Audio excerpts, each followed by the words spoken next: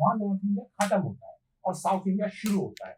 छत्तीसगढ़ से के दंतेवाड़ा जिले से तेलंगाना का बॉर्डर लगता है, उड़ीसा का बॉर्डर लगता है और महाराष्ट्र का बॉर्डर लगता है। वो एक ऐसा जिला है। तो लोग वहां चले गए, बहुत से लोग जंगलों में छुप गए, बार बार वापस आते थे, बार बार कोशिश करते थे दोबारा जिंदगी शुरू करने की, फिर अटैक होता था, फिर कुछ लोग मारे जाते थे और इस तरीके से 20-20 बार अटैक हुआ के गांव पर। सरकारी सुरक्षा बलों ने 650 गांव जला दिए। 650 गांव कह रहा हूं, घर नहीं, 650 गांव जला दिए। हम लोग सुप्रीम कोर्ट गए, सुप्रीम कोर्ट ने उसको एंटी कॉन्स्टिट्यूशनल डिक्लेयर किया। हम लोगों ने, सरकार ने, सुप्रीम कोर्ट ने कहा कि दोबारा बसाओ इन गांवों को, सरकार ने नहीं बसाया। हम लोगों ने दोबारा बसाने का काम शुरू किया, 40 गांव को दोबारा बसाया, मेरे कार्यकर्ताओं को जेलों में डाल दिया, 5 बार मेरी हत्या की कोशिश की। आखिरकार 2010 में जिस रात को मेरे आश्रम पर, जो हमारा आश्रम था जिसमें ये सारी एक्टिविटीज चलती थी, उसके ऊपर बुलडोजर चला दिया 2009। पूरा 7 एकड़ में फैला हुआ था। हॉस्पिटल था, ट्रेनिंग हॉल्स थे, ऑफिस था, लाइब्रेरी थी, बहुत बड़ा कैंपस था, उसके ऊपर बुलडोजर चला दिया कि आप इसका विरोध क्यों कर रहे हैं। हमने कहा कोई बात नहीं। और जिस रात मेरी 5 बार कोशिश करी पुलिस ने मेरी हत्या की, जिस रात फाइनली हत्या होनी थी उस रात में निकला 4 जनवरी 2010 को, और फिर 10 साल के लिए मुझे सूबा बदर कर दिया गया पहली बार। 10 साल में फिर छत्तीसगढ़ नहीं जा पाया।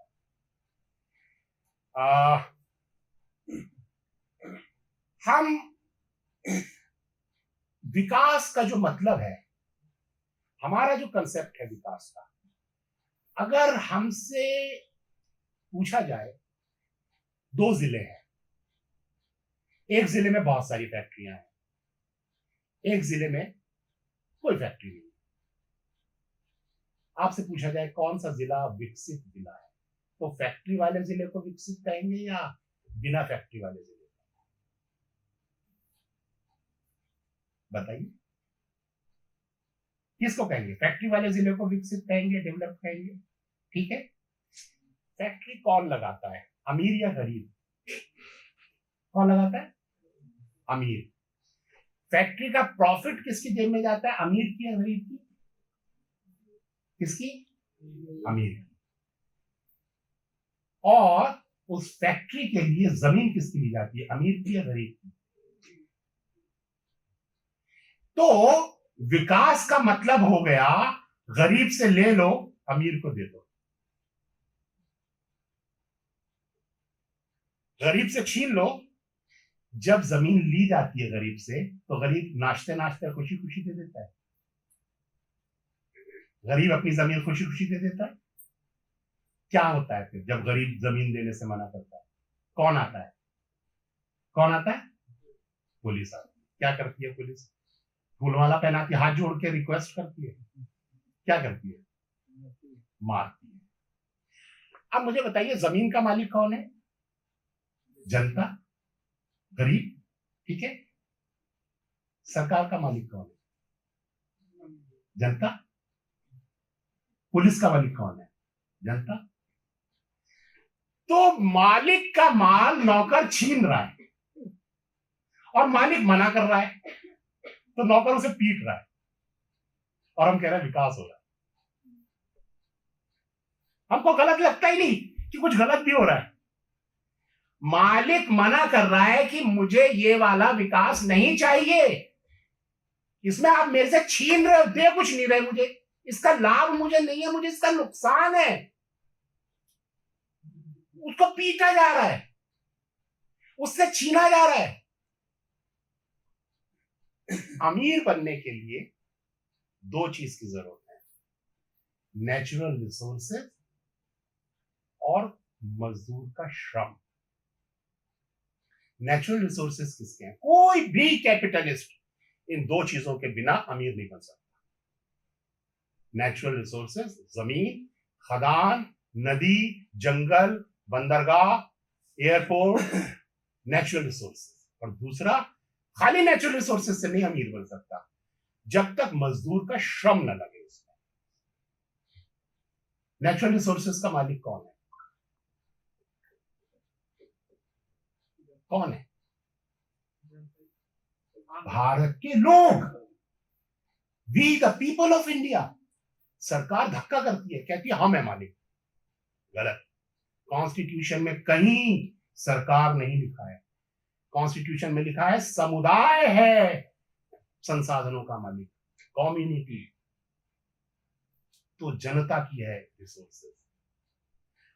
अब वो रिसोर्सेज कैसे छीने जाते हैं? कौन आता है रिसोर्सेज छीनने? स्टेट की पुलिस। तो रिसोर्सेज पर कब्जा कैसे हुआ? बंदूक के दम पर। ठीक है, सरकार हजारों लोगों की रिसोर्सेज को छीनकर उनको गरीब बनाकर एक आदमी को सौंप देती है, उसको अमीर बनाती है। और दूसरी चीज है श्रम, मजदूर की मजदूरी, श्रम। एक मजदूर 10,000 रुपए का प्रोडक्शन करता है, क्या उसको 10,000 रुपए मजदूरी मिलती है? मिलती है? उसको तो थोड़ी सी मिलेगी, 300-400 रुपया। ठीक है, मजदूर अगर ये मांग करता है कि मेरी मजदूरी बढ़ाओ, इसको जस्टिफाइबल बनाओ, नहीं तो मैं हड़ताल करूंगा, तब कौन आता है? कौन आता है? पुलिस। फिर उसको पीटा जाता है और उसको मजबूर किया जाता है कि तू कम मजदूरी में ही काम कर। याद करिए भगत सिंह का लेटर। भगत सिंह क्या कहते हैं? भगत सिंह को फांसी की सजा डिक्लेयर हो चुकी है और भगत सिंह एक लेटर लिखते हैं वॉइस रॉय। उसमें भगत सिंह क्या लिख रहे हैं? भगत सिंह लिख रहे हैं state of war exist and shall exist. युद्ध की स्थिति विद्यमान है और ये रहेगी। उन्होंने कहा कि आपने जनता के संसाधनों को लूटने और उसको श्रम को लूटने के लिए एक हमला किया है और इस बात से कोई फर्क नहीं पड़ेगा कि अंग्रेज ये लूट जारी रखें या अंग्रेजों के जाने के बाद काले लोग इस शोषण को जारी रखें, मजदूर और संसाधनों के लूट को। ये लड़ाई जारी रहेगी। The state of war exist and shall exist. ये लड़ाई जारी रहेगी।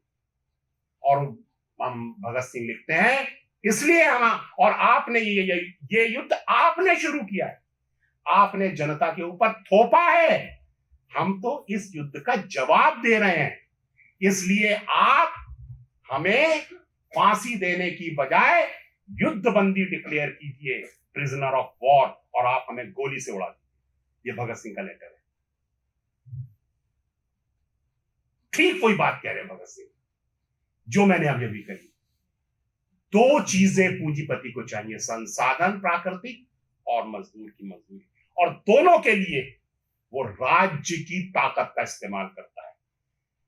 तो लोगों को गरीब बनाने के लिए राज्य की हिंसा का इस्तेमाल होता है और लोगों को अमीर बनाने के लिए भी राज्य की बंदूक का इस्तेमाल होता है। अगर लोग अमीर हैं तो राज्य की हिंसा के सहारे अमीर बने हैं, और अगर लोग गरीब हैं तो राज्य की हिंसा के कारण गरीब है। अपने आप नहीं अमीरी गरीबी, ये राज्य ने बना कर रखी है। स्टेट ने बहुत ताकत लगाकर गरीबों को गरीब रखा है और अमीरों को अमीर बना रही है। समझ में? तो हम लोग वहां पर ये कर रहे थे और वहां पर हमले हो रहे थे लोगों पर। तो एक हमला हुआ, बहुत सारे हैं, मैंने तो 519 केसेस फाइल किए हैं कोर्ट में। उसमें से एक फैसला अभी आया जुलाई में, 14 जुलाई को, आप लोगों ने शायद पढ़ा होगा। गोमपाड़ नाम का गांव है सुकमा जिले में, छत्तीसगढ़ के। वहां 1 अक्टूबर 2009 को सीआरपीएफ की कोबरा बटालियन, ये स्पेशल पुलिस ऑफिसर्स और थाने की पुलिस, छत्तीसगढ़ पुलिस, इन्होंने मिलकर 16 आदिवासियों का कत्ल किया। जिसमें 1.5 साल के बच्चे की हाथ उंगलियां काट दी थी। वो अपनी माँ की गोद में था, उसकी माँ के सर में चाकू मार दिया। उसकी 8 साल की मौसी थी, उसकी गर्दन काट दी। उसकी नानी के ब्रेस्ट काट दिए। उसके नाना का पेट फाड़ दिया। ऐसे 16 लोगों का कत्ल किया। वो सब हमारे पास आए, हम उनको लेकर सुप्रीम कोर्ट चले गए। सुप्रीम कोर्ट 13 साल तक उस केस को सुनता रहा, आगे बढ़ाता रहा, और अब 14 जुलाई को सुप्रीम कोर्ट ने कहा आप झूठ बोल रहे हैं और आपके ऊपर 5 लाख का जुर्माना। सुप्रीम कोर्ट ने कहा कि पुलिस ने एफआईआर लिख ली थी, चार्जशीट फाइल कर दी थी, आपको पुलिस पर भरोसा करना चाहिए था, आपने सुप्रीम कोर्ट आकर सुप्रीम कोर्ट का टाइम खराब किया है। तो हमने कहा आरोपी पुलिस है, पुलिस तो एक्यूज्ड है इस मामले में। एक्यूज्ड कैसे जांच करेगा? जिसके ऊपर कत्ल का इल्जाम है वो कैसे जांच करेगा? सुप्रीम कोर्ट के ही पुराने केसेस में फैसले हैं कि जिस मामले में पुलिस एक्यूज्ड है उस मामले की जांच पुलिस नहीं कर सकती। तो आप हमसे कैसे कह रहे हो कि पुलिस जांच करेगी? पुलिस की जांच पर हमको भरोसा करना था। हम आपके पास आए थे कि आप सीबीआई से जांच करवा दीजिए या एसआईटी से जांच करा दीजिए। आपने जांच नहीं कराई और बिना जांच के आपको सपना आ गया कि ये केस झूठा है। जांच तो कराई नहीं आपने। आप कह रहे हैं कि 12 में से 6 पेटिशनर्स ने दिल्ली 30,000 कोर्ट में आके ये बयान दिया कि हम मारने वालों को नहीं पहचानते। वेरी गुड, वेरी ट्रू, ऐसा ही किया। लेकिन वो 6 लोग पुलिस के द्वारा किडनैप किए गए थे। किडनैपिंग का वीडियो है, यूट्यूब पर है, आज भी है, और वो वीडियो की सीडी हमने सुप्रीम कोर्ट को दे दी थी। ये देखिए, पुलिस 6 पेटिशनर को किडनैप करके ले जा रही है, और जिसने वो सीडी बनाई प्रियंका बोर पुजारी, वो उस पत्रकार का एफिडेविट है कि मैंने वीडियो बनाई, मेरे सामने किडनैप किए गए। उसके बाद आप कह रहे हैं कि वो तो 6 लोग तो आकर के ये बोल के गए, और लोगों ने यही तो कहा हम नहीं पहचानते किसने मारा। तो आप जांच कराइए किसने मारा। आप ये कैसे कह रहे हैं कि हम झूठ बोल रहे हैं? और फिर आप कह रहे हैं कि 5 लाख का जुर्माना। हमने कहा वाह, मतलब इंसाफ मांगना अपराध हो गया, सुप्रीम कोर्ट आना हमारा क्राइम हो गया। तो सुप्रीम कोर्ट बंद कर दो भाई, कोई नहीं आएगा आपके पास। और हमने कहा कि हम जुर्माना नहीं देंगे, क्योंकि हम मानते हैं कि इंसाफ मांगना कोई जुर्म नहीं है, तो हम जुर्माना नहीं देंगे, आप हमें जेल में डाल दीजिए। मेरे जैसे मैंने बताया, पिताजी के पास कोई जमीन नहीं, कोई मकान नहीं, कोई बैंक बैलेंस नहीं, कोई गाड़ी नहीं, मेरे पास भी। और मैंने कहा कि सुप्रीम कोर्ट का नियम ये है कि अगर कोई सुप्रीम कोर्ट का जुर्माना ना दे तो सुप्रीम कोर्ट उसकी प्रॉपर्टी कुर्क कर देती है। मैं मेरे पे है ही नहीं क्या ले लोगे? जिसमें है ये, इसको जेल में डाल सकते हो, डाल दो, चलो मैं तैयार हूं, लेकिन गलत बात नहीं कबूल करूंगा। तुम अगर ये कहोगे कि इंसाफ मांगना जुर्म हो गया, ये बात कबूल नहीं है। और इतना हमने जोर से लड़ाई लड़ी कि सारी दुनिया में सपोर्ट आ गया हमारे पक्ष में। अब अगर सुप्रीम कोर्ट जेल में भी डाल दे, अब बदनामी सुप्रीम कोर्ट की। हमने इतनी ईमानदारी के साथ वो बात रखी। दूसरा, आदिवासी इंटरनेशनल कम्युनिटी, सारी दुनिया में आदिवासी है। आजादी के बाद एक ऐसी घटना जिसमें स्टेट ने आदिवासियों पर इतना भयानक हमला किया हो कि बच्चे का हाथ काट दिया, मां को मार दिया, 16 लोगों को तलवारों से स्टेट ने काट डाला हो, उस मामले में आप पेटिशनर पर 5 लाख फाइन लगा दोगे? अभी हो गई। सारी दुनिया में इतना आउटरीच हुआ, सारी दुनिया की नजर भारत में सुप्रीम कोर्ट पर रहती है, तो सुप्रीम कोर्ट को इज्जत बचानी मुश्किल हो गई। सुप्रीम कोर्ट ने सोचा था कि हमें डिस्क्रेडिट कर देंगे, ये झूठे लोग हैं, झूठा मुकदमा लाते हैं, देखो हमने 5 लाख जुर्माना लगाया, डर गया, फटाफट दे दिया। हमने कहा ये तो भूल जाओ कि हम डर गए, और जेल जाने से बचने के लिए तुम्हें 5 लाख दे देंगे, वो तो भूल जाओ। डरने वाले तो हम हैं नहीं, ना तुम्हें जुर्माना देंगे, हम लड़ेंगे।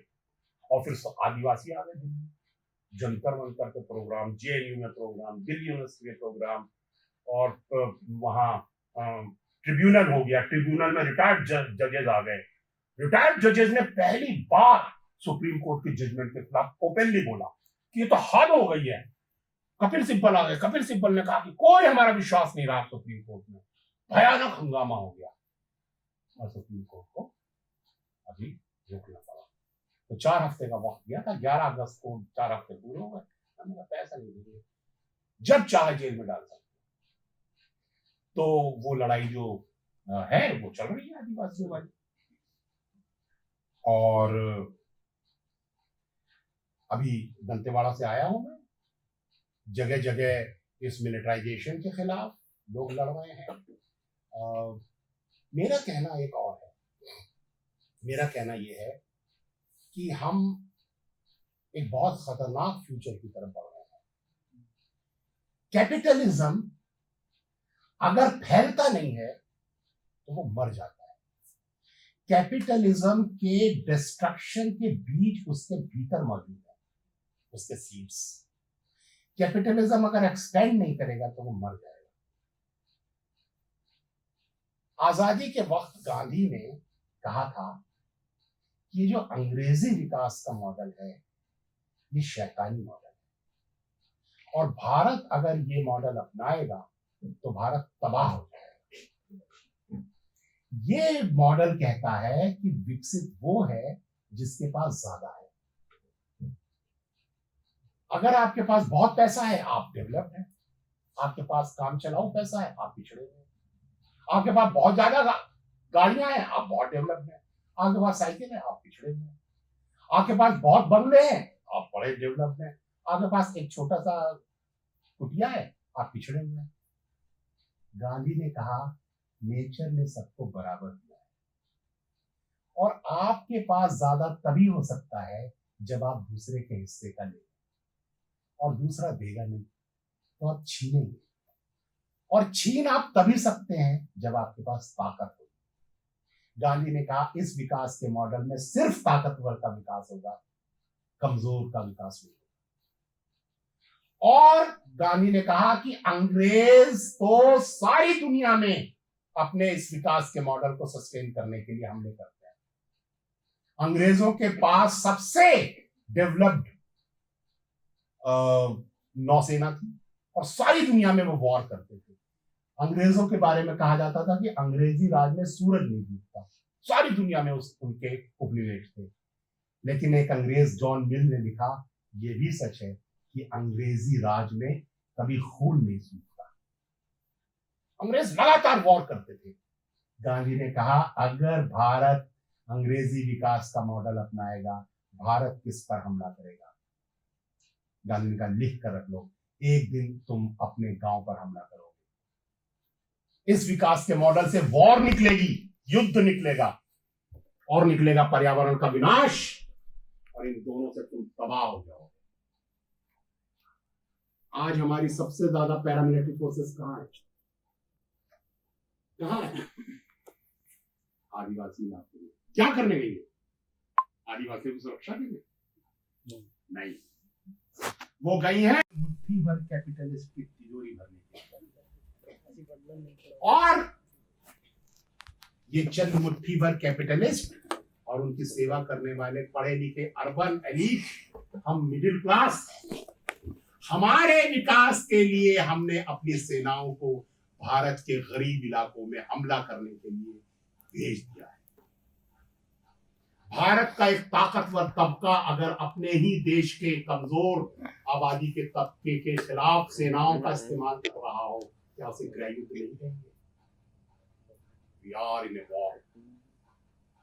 State of war exists. युद्ध चल रहा है। This is called hidden war of India. Bharat का छिपा हुआ युद्ध। और मेरे पास बुरी खबर यह है कि ये एक्सपेंड कर रहा है, ये फैल रहा है, ये सिकुड़ नहीं रहा है। भारत की होम मिनिस्ट्री की स्टेटमेंट है कि हमको 30% सिक्योरिटी फोर्सेस हर साल बढ़ानी है। क्यों? किसके खिलाफ यूज करेंगे आप इतने सिपाही? अपनी ही जनता के खिलाफ। लिख के रख लीजिए, आज छत्तीसगढ़ में हर 2 किलोमीटर पर सीआरपीएफ कैंप है। भारत का पूंजीपति सिर्फ छत्तीसगढ़ और झारखंड और उड़ीसा और बंगाल के खनिजों को लूटने के बाद रुकेगा नहीं, वो आपकी खेती की जमीन पर कब्जा करने आएगा, भारत के कृषि क्षेत्र पर हमला करेगा, भारत कब्जा करेगा। भारत का पूंजीपति आपके गांव गांव में सीआरपीएफ कैंप खुलेगा, पंजाब, हरियाणा, यूपी, मध्य प्रदेश, सारी भारत में कब्जा होगा। ये वॉर आपके दरवाजे तक पहुंचने वाली है, एक्सपेंड कर देगी।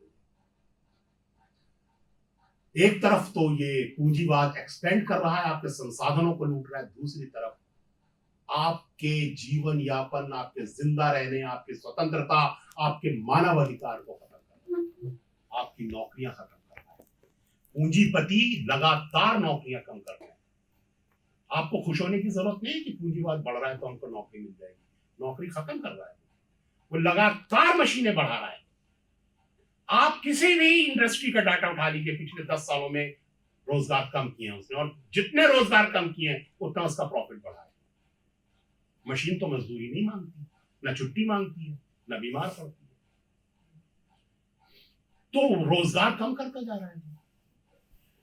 वो आपके रोजगार कम करेगा, आपके संसाधनों पर कब्जा कर लेगा, और अगर आप आवाज उठाएंगे तो आपको जेलों में डाल देगा। आपके मानव अधिकार खत्म, आपके जीवन जीविका के आधार खत्म, आपके रोजगार खत्म, आपकी स्वतंत्रता खत्म, आपके संसाधन खत्म, आपका बैंकों में रखा हुआ पैसा भी ले जाएगा, आपको हर तरह से बर्बाद किया जाएगा। ये होने वाला है, मैं आपको झूठी खबरें नहीं दे रहा हूं, ये बिल्कुल सच्ची खबर है। इसके लिए हमारी क्या तैयारी है? क्या हम इस खतरे को पहचान भी रहे हैं? लोग कह रहे हैं फांसीवाद आएगा, आएगा? अरे मुसलमानों से पूछो, उनके घरों पर बिना कोर्ट के ऑर्डर के बुलडोजर चला दिया जा रहा है। हमारे पास हिटलर के नाजीवाद और बेनिटो मुसोलिनी के इटली के फांसीवाद का प्रो वर्जन है। कोई कोर्ट खत्म, कोई सरकार पूछ ही नहीं रही कोर्ट को, चला दे रहे बुलडोजर। अरे जज को हत्या की जा रही है और जजों को गुस्सा ही नहीं आ रहा।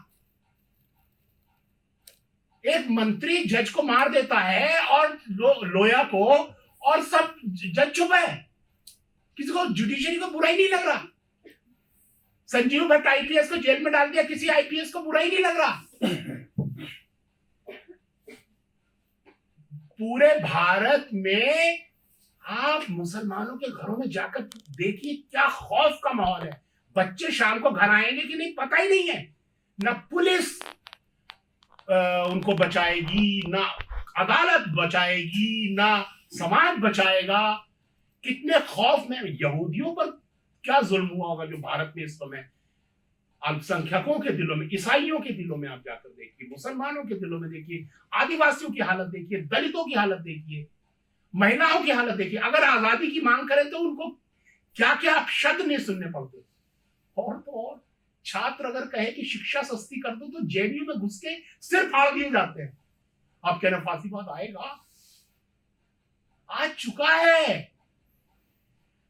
हम असल में पास्ट के इमेजेस को रियल होने की कल्पना करते हैं कि जैसा इटली में और जर्मनी में हुआ था वैसा होगा, तब हम कहेंगे फांसीवाद आ गया। वैसा नहीं होगा, यह नए रूप में आएगा, नए तरीकों से आएगा, नए फॉर्म्स में आएगा। उसको पहचानने की जरूरत है और उसको रोकने की जरूरत है। नहीं तो आपके बच्चे कहेंगे कि जब भारत में, आपको पता है जर्मनी के लोगों को ये पता ही नहीं था कि हमारे यहाँ कंसंट्रेशन कैंप्स हैं और वहां इतने लाख लोगों को, 1.25 करोड़ लोगों का कत्ल हो चुका है, पता ही नहीं था। वो तो जब रशिया की सेना घुसी जर्मनी में और हिटलर ने अपने को गोली मारी, उसके बाद ये कंसंट्रेशन कैंप्स खुले और वो लाशें और वो कब्रें खुदी जिसमें हजारों हजार लाशें एक साथ दफन कर दी गई थी। तब पता चला ऐसा हो गया।